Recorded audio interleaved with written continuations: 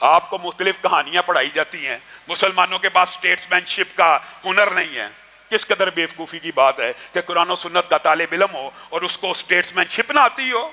1200 برس اتنے بڑے بڑے ممالک کو جنہوں نے ایڈمنسٹریٹو صلاحیتوں کی بدولت کنٹرول کیا ہو، ان کے پاس اسٹیٹس مین شپ نہیں ہے۔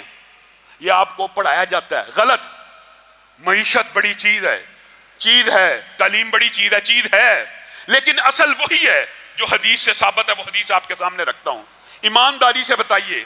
محمد الرسول اللہ صلی اللہ علیہ وسلم نے سنن نبی داؤد میں یہ نہیں کہا وَأَعِدُّوا لَهُم مَّا اسْتَطَعْتُمْ، یہ تو قرآن کی آیت کا بھی پہلا ٹکڑا ہے، اور اس کے بعد کیا لفظ کہے تھے؟ الا ان القوۃ الرمی، الا ان القوۃ الرمی، الا ان القوۃ الرمی۔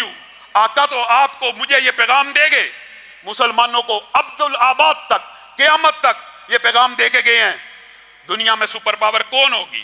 دنیا میں سپر پاور وہی ہوگی جو اسلحے کی ٹیکنالوجی میں سب سے آگے ہوگی۔ یہ رسول اللہ کا فرمان نہیں ہے، بھول گئے ہو؟ آج بھی یہی فرمان دور حاضر کے اوپر تطبیق کر کے دیکھ لو۔ اللہ کی قسم جھوٹ پڑھایا جاتا ہے، تمہیں جھوٹ پڑھایا جاتا ہے۔ معیشت، اگر معیشت کے ساتھ کوئی قوم سپر پاور ہوتی تو دنیا کا سب سے زیادہ معاشی طور پہ مضبوط ملک جو ہے پہلے نمبر پہ، وہ دنیا کی سپر پاور ہوتا۔ کیوں نہیں ہے؟ تم تو کہتے ہو کہ معیشت بڑی چیز ہے، تو سب سے زیادہ مضبوط معیشت کے جو ممالک ہیں جاپان وغیرہ، وہ دنیا کی سپر پاور کیوں نہیں ہے؟ دوسرا مغالطہ مسلمانوں کو یہ ڈالا جاتا ہے، تعلیم ہونی چاہیے، معیشت ہونی چاہیے، میں انکار نہیں کر رہا، اور اللہ کے فضل و کرم سے دینی طلبہ کو اسٹیٹس مین شپ کا ایک ایک آرٹ اور ایک ایک ہنر آتا ہے، صرف وقت کا انتظار ہوتا ہے، وقت پلٹا کھاتا ہے۔ تلک الایام، یہ ایام ہیں، لوگوں کے مابین گردش کرتے ہیں، ورنہ معیشت کا بھی اگر عروج آئے گا تو اسلامی نظام سے آئے گا۔ آپ نے کہا دوسری بات جی تعلیم ہوتی ہے، تعلیم ہوتی ہے، اٹھاؤ دنیا میں جو پہلے نمبر پہ تعلیمی طور پہ ملک ہے، کیا دنیا کی سپر پاور ہے؟ جھوٹ بولتے ہو تم مسلمانوں سے۔ کون سپر پاور ہے؟ جو دنیا کا سب سے بڑا دادا ہے، جو دنیا کا سب سے بڑا بدماش ہے، اور جو اس حدیث کے مطابق ہے کہ جس کے پاس اسلحے کی ٹیکنالوجی سب سے اوپر ہوگی وہی دنیا کی سپر پاور ہوگا۔ جس کے پاس اسلحہ سب سے اچھا ہوگا وہی دنیا کی سپر پاور ہوگا۔ جس کے پاس اسلحے کی صلاحیت سب سے زیادہ ہوگی وہی دنیا کی سپر پاور ہوگی۔ جب تک مسلمان نبی کریم کی اس حدیث کے ساتھ چمٹے رہے، اسلحہ سازی میں ترقی کرتے رہے، منجنیقیں بناتے رہے، قلعے گرانے کے ٹول اور ہتھیار بناتے رہے، 1000 برس کسی کو جرت بھی نہیں ہوئی سامنے کھڑے ہو سکے۔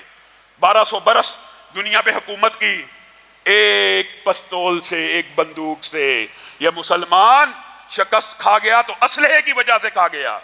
آپ کو غلط پڑھایا جاتا ہے، معیشت کی وجہ سے کھا گیا ہے، غلط پڑھایا جاتا ہے، تعلیم کی وجہ سے کھا گیا۔ جھوٹ بولتے ہیں، تعلیم وغیرہ کیا ہے مانتے ہیں، اقرار کرتے ہیں، لیکن جو سپر پاور ہوتی ہے، جس کے پاس پیسہ ہو، سپر پاور ہو، وہ دنیا کی ساری تعلیم جب چاہے خرید سکتا ہے۔ اور ہمارے اسلاف نے ہارون الرشید سے لے کے خلافت بنو امیہ سے لے کے خلافت بنو عباسیہ سے لے کے خلافت عثمانیہ سے لے کے ان مغلوں کے حالات چاہے جیسے بھی تھے، یہ پوری دنیا کے ہنرمند اکٹھے کر لیا کرتے تھے کہ نہیں تھے کر لیا کرتے؟ کس بنیاد کے اوپر؟ اسلحے کی طاقت کی بنیاد کے اوپر، پیسے کی بنیاد کے اوپر۔ جس کے پاس اسلحے کی طاقت ہے وہی یہ اسلام کا کلیہ ہے جس سے ہم منہ موڑ چکے ہیں۔ ہمارے پاس اپنے ٹولز ہی نہیں ہیں۔ یہ تعلیم کا بھی فائدہ ہے، اس کا انکار نہیں کر رہا، لیکن اللہ کی قسم غور و فکر کر لو، آج پاکستان بھی اس کرۂ ارض کے اوپر اس خطرناک خطے میں اگر محفوظ ہے تو اللہ کی قسم کھا کے کہتا ہوں اس ایٹم بم کی وجہ سے محفوظ ہے، کہ چلو شکر ہے اس خطے کے حکمرانوں نے یہ سوچ لیا اور نبی کی اس حدیث کے اوپر عمل کر لیا کہ واقعی قوت کا دار و مدار اسلحے پر ہوگا، شکر ہے وہ حاصل کر لیا۔ لیکن تمام اسلامی ممالک کو اس کی طرف آنا پڑے گا۔ آپ سارے اسلامی ممالک اس بات کے اوپر جمع ہو جائیں کہ کسی اسلامی ملک کے اوپر حملہ ہمارے اوپر حملہ سمجھا جائے گا تو پھر اللہ تعالیٰ کی بھی بشارتیں ہیں، وہ 313 اکیلے کو نہیں ہے۔ کم من فیۃ قلیلۃ غلبت فیۃ کثیرۃ باذن اللہ، کتنے ہی کم تعداد کے لشکر کتنے ہی بڑے تعداد کے لشکروں پہ غالب آئے ہیں، کس بنیاد کے اوپر؟ اسلحے اور ایمانی قوت کی بنیاد کے اوپر۔ اور اگر 313 کا آپ نقشہ دیکھیں تو ان کے پاس اسلحہ بھی نہیں تھا۔ کافر ہے تو شمشیر پہ کرتا ہے بھروسہ، مومن ہے تو بے تیغ بھی لڑتا ہے سپاہی، کہاں ہے وہ مومنانہ اوصاف؟ ہم تو آج اتنی ذبوحالی کا شکار ہیں کہ قومی مسئلہ کشمیر اس کو بھی فراموش کر چکے، اور مسجد اقصیٰ تو اب کسی کا قومی مسئلہ ہی نہیں رہا۔ وہ مسجد اقصیٰ کہ سبحان الذی اسریٰ بعبدہ لیلا من المسجد الحرام الی المسجد الاقصیٰ، اس کی قدر و قیمت بھول گئے ہو؟ نبی کریم کو یہاں پہ لے کے جایا گیا، جبریل امین ہمراہ ہیں، نبی کریم نے دیکھا بڑے خوبصورت چہرے ہیں، کہا کون لوگ آئے ہیں؟ کہا آدم سے لے کے عیسیٰ تک جتنے پیغمبر اور رسول اٹھا لیے گئے تھے آج اتارے گئے ہیں معجزے کے طور پہ۔ کیا کرنے کے لیے اتارے گئے ہیں؟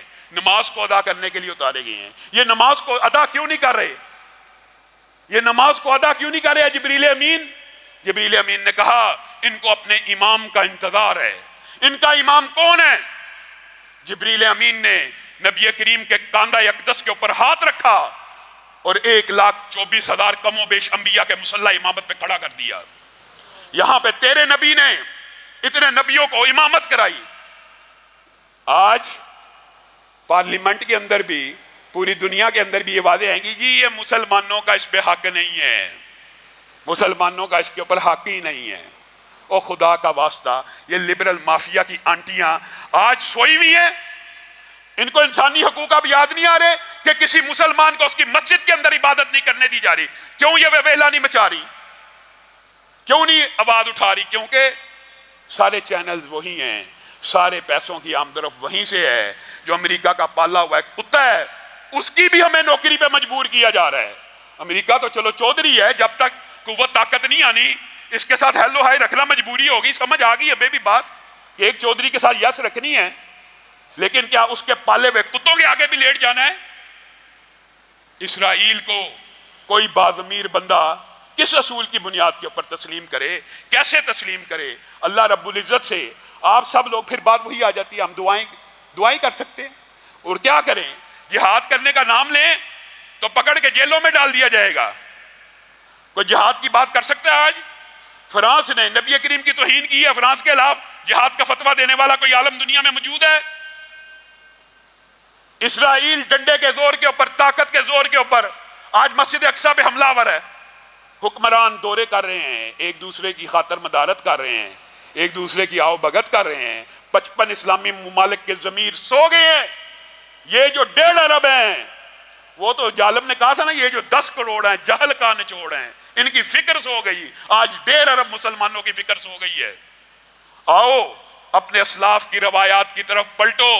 تمہیں تاریخ بھی غلط پڑھائی گئی، تمہارے ساتھ پراپوگنڈا کیا گیا، تمہیں یہ سمجھایا گیا یہ 1,000 برس پرانی یونیورسٹیاں تھیں، ان کی وجہ سے شاید یہ مسلمانوں پہ غالب آ گئے۔ نہیں، تمہیں غلط سمجھایا گیا۔ آج بھی سپر پاور معاشی طور پہ سب سے مضبوط ملک نہیں ہے، تعلیمی طور پہ نمبر 1 ملک سپر پاور نہیں ہے، وہی مضبوط ہے جس کے پاس اسلحے کی ٹیکنالوجی ہے۔ اور یہ بات نبی کریم صلی اللہ علیہ وسلم 1400 سال پہلے آپ کو اور مجھے بتا کے گئے ہیں۔ اللہ رب العزت ہمارے مسلم حکمرانوں کو اس کے اوپر عمل پیرا ہونے کی توفیق عنایت فرمائے۔ سبحان ربک رب العزت عما یصفون وسلام علی المرسلین والحمد للہ رب العالمین۔